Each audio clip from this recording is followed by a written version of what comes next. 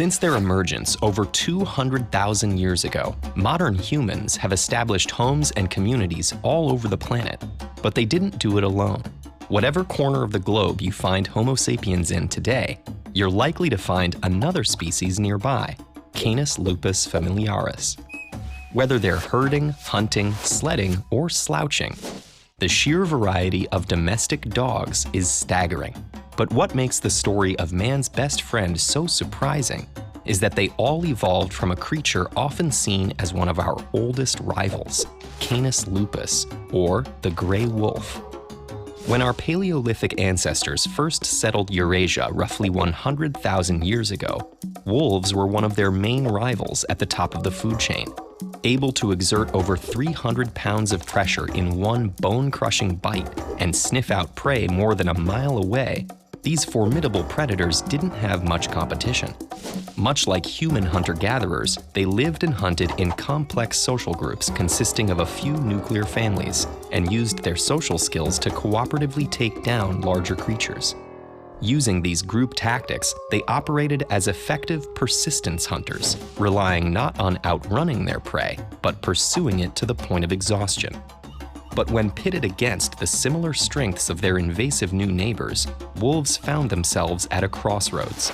For most packs, these burgeoning bipeds represented a serious threat to their territory. But for some wolves, especially those without a pack, human camps offered new opportunities. Wolves that showed less aggression towards humans could come closer to their encampments, feeding on leftovers.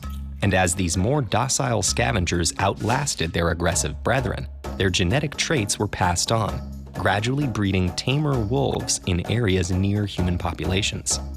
Over time, humans found a multitude of uses for these docile wolves. They helped to track and hunt prey, and might have served as sentinels to guard camps and warn of approaching enemies. Their similar social structure made it easy to integrate with human families and learn to understand their commands. Eventually, they moved from the fringes of our communities into our homes, becoming humanity's first domesticated animal. The earliest of these proto-dogs, or wolf dogs, seem to have appeared around 33,000 years ago, and would not have looked all that different from their wild cousins. They were primarily distinguished by their smaller size and a shorter snout full of comparatively smaller teeth. But as human cultures and occupations became more diverse and specialized, so did our friends. Short, stocky dogs to herd livestock by nipping their heels. Elongated dogs to flush badgers and foxes out of burrows. Thin and sleek dogs for racing. And large, muscular dogs for guard duty. With the emergence of kennel clubs and dog shows during England's Victorian era, these dog types were standardized into breeds, with many new ones bred purely for appearance. Sadly, while all dog breeds are the product of artificial selection, some are healthier than others. Many of these aesthetic characteristics come with congenital health problems, such as difficulty breathing or being prone to spinal injuries. Humanity's longest experiment in controlled evolution has had other side effects as well.